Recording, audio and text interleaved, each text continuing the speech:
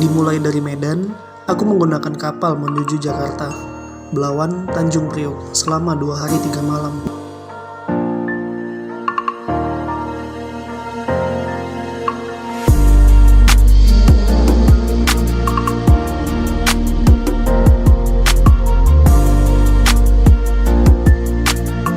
Di perjalanan, 2 kali kapal berhenti untuk transit penumpang di Tanjung Balai Karimun dan Kepulauan Batam.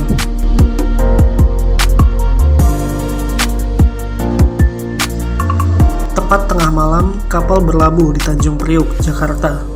Aku nggak menyangka untuk turun dari kapal harus berdesakan seperti ini. Lumayan sulit rasanya, apalagi aku sendiri dengan koper yang cukup besar.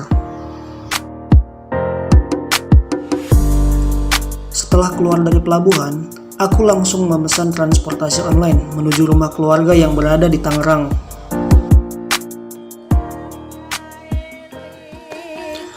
Karena kota Tangerang dekat dengan Jakarta, aku memutuskan untuk mengunjungi kawasan wisata Kota Tua.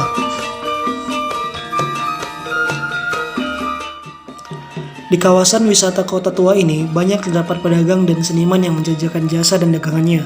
Di sini juga banyak wisatawan yang kerap menyewa sepeda untuk berkeliling.